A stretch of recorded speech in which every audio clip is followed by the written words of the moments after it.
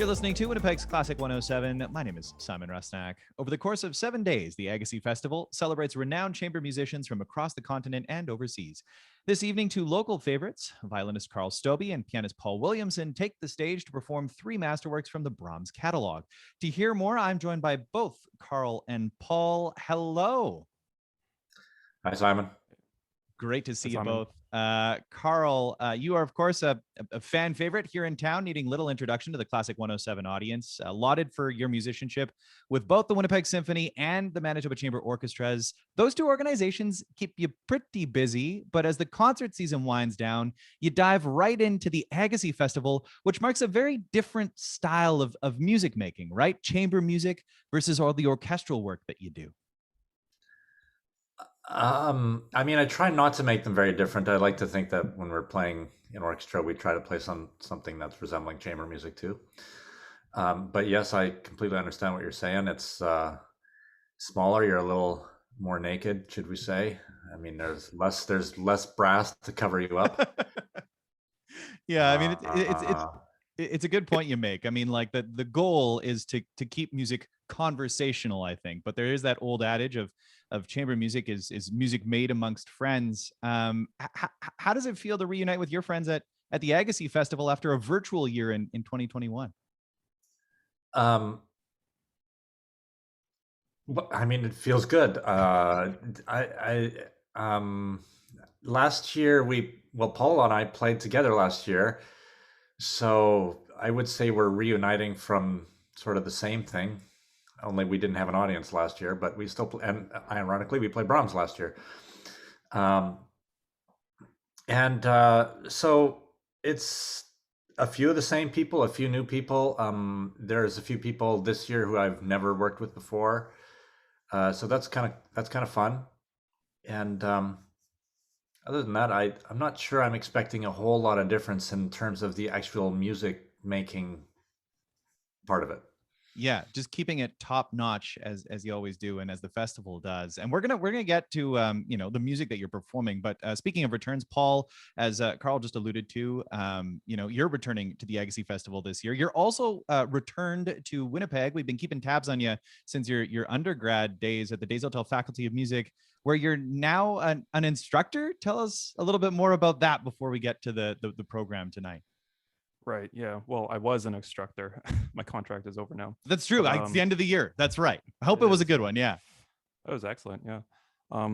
Yeah. So my former teacher, who is very well acquainted in Winnipeg, David Morrows, he went on sabbatical, or he took a half sabbatical this past term, and he asked if I would cover for him. So I was teaching his students as a mix of undergrads and graduates this past term, and yeah, incredible, fulfilling experience. Very different from being a student, but I enjoyed it a lot, and it'll be strange to be going back to school in the fall. So that's just continuing your studies at Colburn, but yeah, you kind of get finishing up. You get a glimpse from the other side. As Karl was just talking about, you two performed together last year in the Agassiz Connected Festival, the online one, and you were performing music of Johannes Brahms. Paul, for you, what are you most looking forward to about reuniting with Karl for this performance, just the two of you this time round? Well, obviously it's a huge, just big privilege to play with Karl. He sounds great. I mean, very easy to work with. It's a lot of fun. These are three. Got rid of those other two. That's really the important. These are like just three incredible pieces. They're all very different, and it's not very often that you get to play the three Brahms sonatas all together in concert. Usually it's just maybe just one. So, yeah, just looking forward to it. Should be a really rewarding experience. Probably be tiring, but we'll see as the night goes on. Yeah, it's certainly a feat of stamina as much as it is, great musicianship. And like you say, we'll hear one of them. They're, of course, all equally popular in terms of programming, but it's rare that we get the chance to hear all three of them, sort of the full Brahms triptych. Karl, tell us more about that. This is a very unique opportunity to hear all three in succession. Is there some sort of unifying force in them, or do they each stand on their own? What changes or what happens when you hear all three together? I don't know. I've never done it. Really? Oh, No, so this is a big deal. yeah, it's the first time I've played all three, or and I've never actually heard all three in concert. I know it has it like it's not completely unique. People do it, um, but I haven't heard them. I haven't heard all three in for one concert, and I haven't played all three in one concert. So it'll be a new experience for me too. What do I think changes? Uh, I don't know. I think that all three works are amazing and remarkable. They are Brahms at his very best and is sort of his most luxurious. Mm. Um, and clearly, he loves the violin and the piano, and he loves them together. And I think they're very heartfelt pieces, all of them. They're very different. I mean, the elegance of the G major to the kind of brutality of the D minor. Uh, um, you kind of get the whole gambit in them. And they were really important to Brahms. I learned recently that they think Brahms wrote as many as 4 sonatas previous to the 1st one, and he destroyed them all. He didn't like any of them, and Brahms destroyed a lot of his music. But clearly, if you've actually gone through the exercise 4 times, thought it's not good enough 4 times, you really are making sure you're putting something out there that you're really happy with. I think he took a lot of care with them, and you can hear it in the absolutely glorious lyrical music.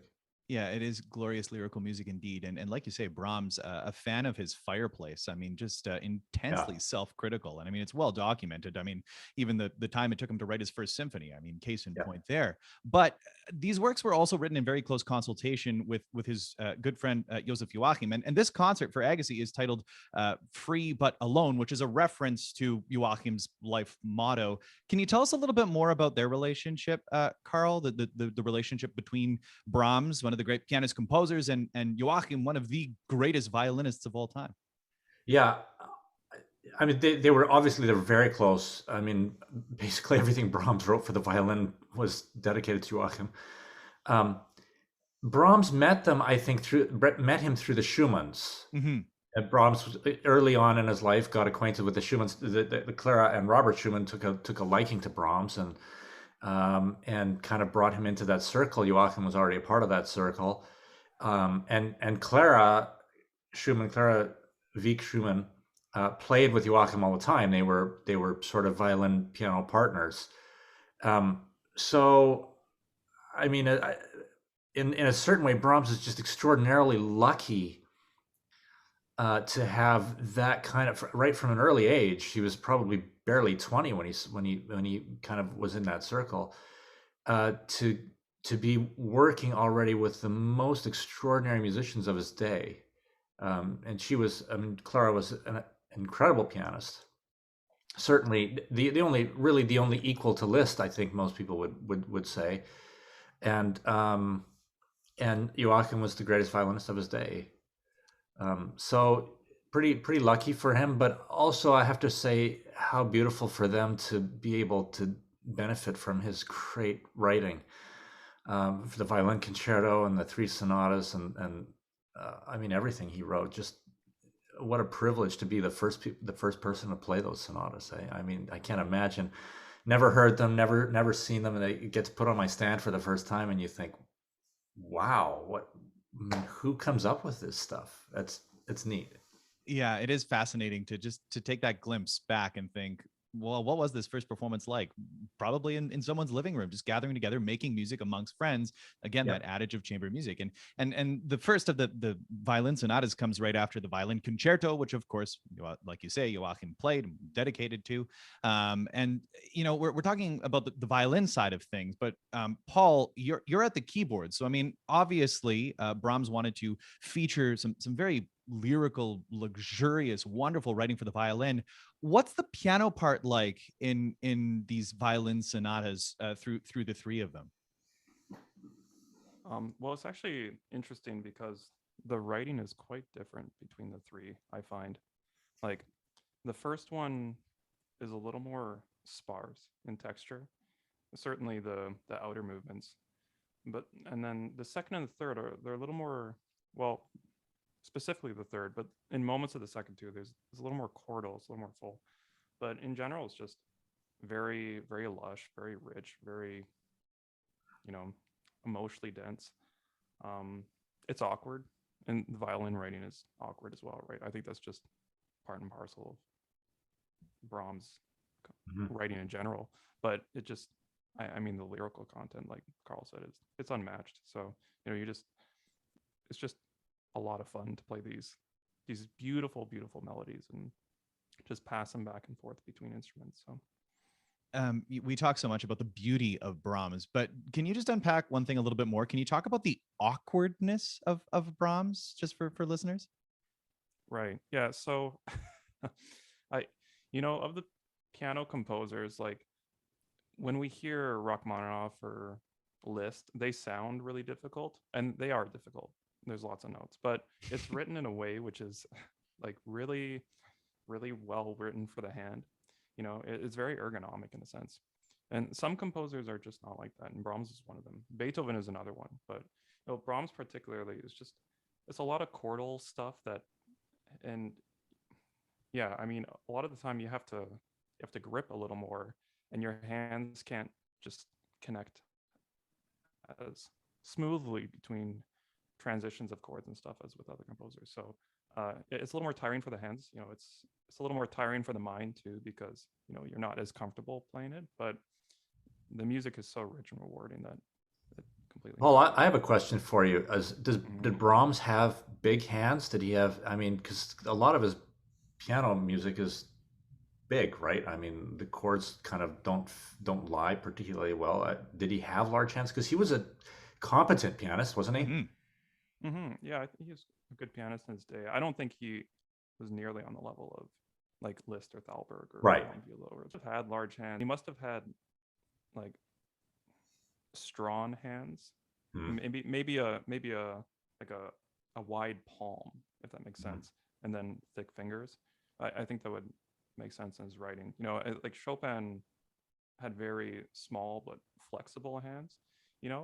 I think his music kind of it shows that. But Brahms is for most people's hands, Brahms is quite awkward. So Very fascinating. And I'm so glad you asked that follow-up there, Carl, because it is something that, we as listeners, we don't necessarily know that. You make it sound so beautiful when you perform the music, and we think, oh, well, this is just, it must be written so idiomatically for each of your instruments. But it sounds like that isn't the case, yet you hide it really, really well. And it's a testament to what each of you do. And this concert, as you were both saying, just a very unique opportunity. You can hear them on a CD, of course, the recordings of the violin sonatas by Brahms, but you don't get to hear them in one sitting. So thank you so much for taking us through this concert, telling us a little bit about it, and have a great show tonight. Certainly appreciate you taking the time to connect with us here at Classic 107. Thanks, Simon. It's good to be here always. And you can see Carl and Paul together performing in Free But Alone on the second evening of the Agassiz Festival. It takes place at the Laudamus Auditorium at the Canadian Mennonite University. Begins at 7:30 p.m., but you'll want to get there earlier as there is a pre-performance that you'll want to check out as well. We've got details up at classic107.com or head to agassizfestival.com.